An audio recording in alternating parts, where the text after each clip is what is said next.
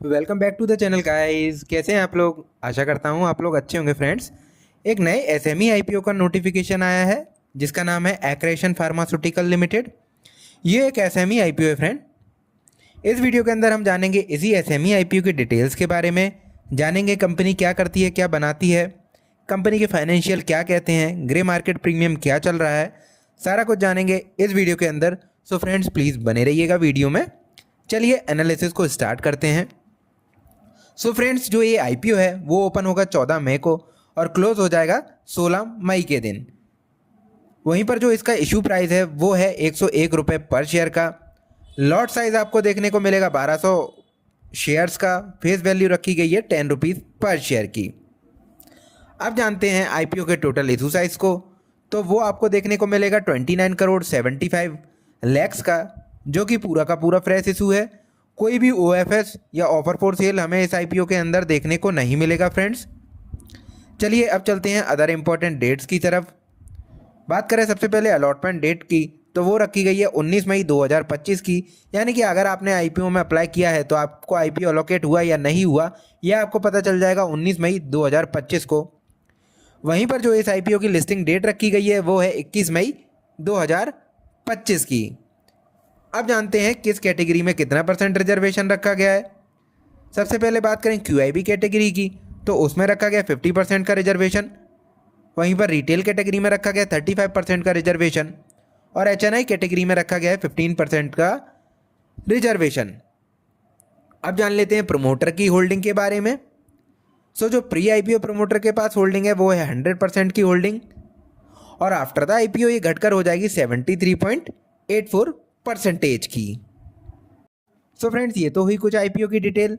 अब जानते हैं कंपनी की डिटेल्स के बारे में कि कंपनी क्या करती है, क्या बनाती है। सो फ्रेंड्स ये मैंने लगा ली है कंपनी की वेबसाइट। तो जो एक्रेशन फार्मास्यूटिकल लिमिटेड है, जैसे कि नाम से भी समझ में आ रहा है फ्रेंड्स, ये कोई फार्मास्यूटिकल रिलेटेड कंपनी है।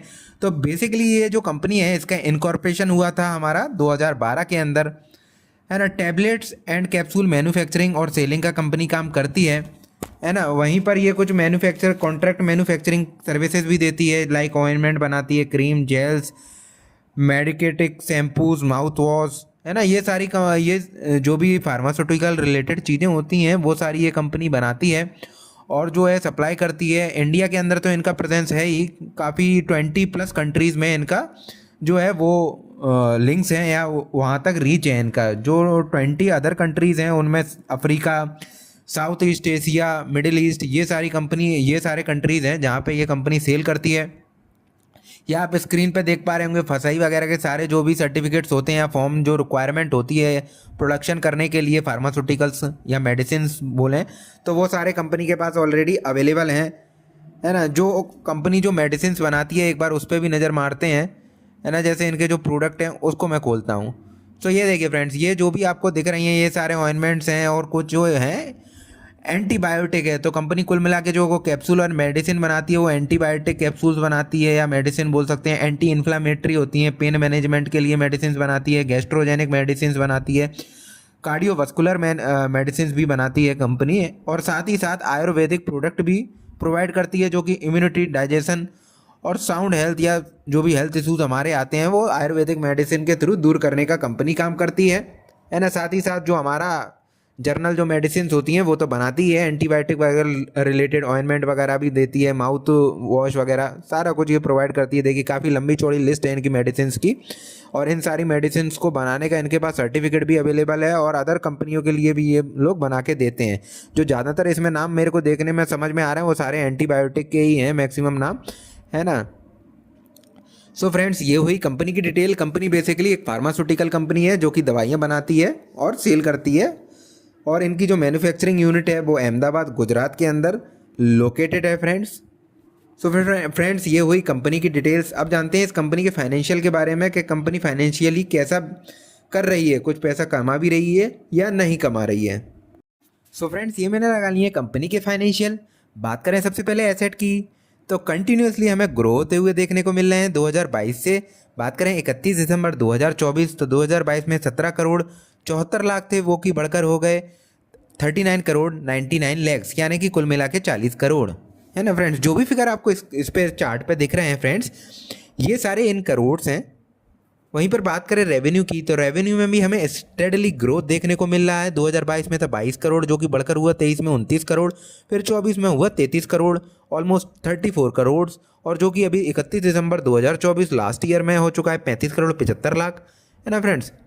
वहीं पर बात करें प्रॉफिट आफ्टर टैक्स की, तो उसमें भी स्टेडली देखने को मिल रहा है ग्रो। जैसे कि 2023 की बात करें, सिर्फ 10 लाख मुनाफा करती थी कंपनी, जो कि बढ़कर हो गया 3 करोड़ 88 लाख 2024 फाइनेंशियल ईयर में, और 31 दिसंबर 2024 तक यानी कि 3 क्वार्टर के अंदर हो गया 5 करोड़ 24 लाख। तो काफ़ी अच्छा जंप है ना फ्रेंड्स। वहीं पर बात करें कंपनी की बोरोइंग्स की, तो बोरोइंग्स हमें लास्ट 2 जो ईयर्स हैं यानी कि 2024 वाला फाइनेंशियल ईयर, उसमें 13 करोड़ 48 लाख की थी, जो कि ज़्यादा नहीं बढ़ी हैं। 31 दिसंबर 2024 तक 13 करोड़ 79 लैक्स का ही है। तो फ्लैटिश ही मान सकते हैं बोरोइंग्स को, पर फिर भी बोरोइंग्स हैं कंपनी के पास, है ना फ्रेंड्स। तो कुल मिला के जो ओवरऑल फाइनेंशियल इस कंपनी के हैं अच्छे हैं, स्टेडली ग्रोथ देखने को मिल रहा है कंपनी के अंदर। सो फ्रेंड्स, आप जानते हैं इस कंपनी के अदर केपीआई इंडिकेटर्स के बारे में। सो फ्रेंड्स, बात करें इसके केपीआई इंडिकेटर की, तो ये जो इस आईपीओ का डेट टू इक्विटी रेशियो है वो है 2.52 का। थोड़ा सा हाइयर साइड है फ्रेंड्स, 1 के ऊपर, एटलीस्ट ये 2 के ऊपर, 2.5 के ही ऊपर है फ्रेंड्स। 1 के ऊपर तो बहुत क्या ही बोलें, 2.5 के ऊपर है, तो थोड़ा सा ज़्यादा है, थोड़ा सा नहीं बहुत ज़्यादा है फ्रेंड्स। वहीं पर बात करें पैट मार्जिन की, तो वो 11.51 का देखने को मिलेगा। प्राइस टू बुक वैल्यू है 7.55 की, थोड़ा सा हाइयर साइड है प्राइस टू बुक वैल्यू। थोड़ा सा और डाउन साइड होती तो और ज़्यादा लुक्रेटिव वैल्यूएशन होता। बात करें पीई रेशियो की, तो प्री आईपीओ 2129 का है, और आफ्टर द आईपीओ ये हो जाएगा 16.08 का। सो फ्रेंड्स, ये तो हुई केपीआई इंडिकेटर के बारे में बात। अब जानते हैं इस कंपनी के ग्रे मार्केट प्रीमियम क्या चल रहा है इस आईपीओ का। सो फ्रेंड्स, जो इस आईपीओ का अभी करेंटली ग्रे मार्केट प्रीमियम चल रहा है वो 0 है। इसके ग्रे मार्केट में अभी कोई भी ट्रेड होता हुआ हमें देखने को नहीं मिल रहा है फ्रेंड्स, क्योंकि इस आईपीओ का नोटिफिकेशन रिसेंटली ही आया है। हो सकता है इस वजह से इस आईपीओ में अभी कोई भी मूवमेंट नहीं देखने को मिल रहा हो इस जीएमपी में।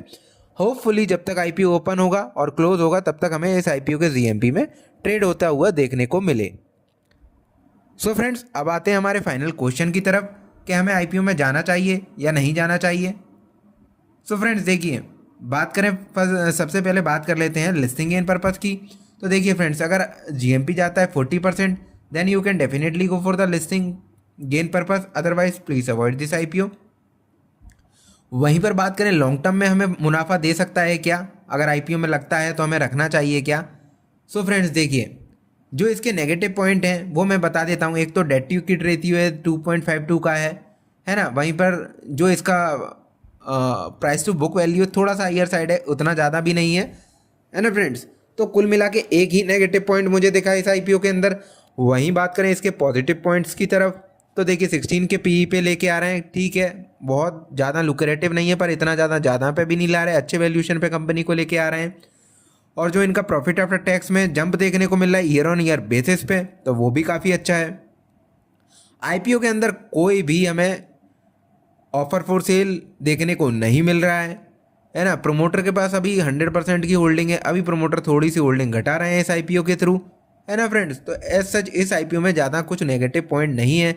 और वैसे भी ये फार्मास्यूटिकल कंपनी है, one of my favourite sector, क्योंकि चाहे कुछ हो ना हो आदमियों को दवाई की ज़रूरत तो हमेशा पड़ेगी, क्योंकि आप देख ही रहे होंगे आने वाले टाइम में इतनी बीमारियां निकल के आ रही हैं तरह तरह की।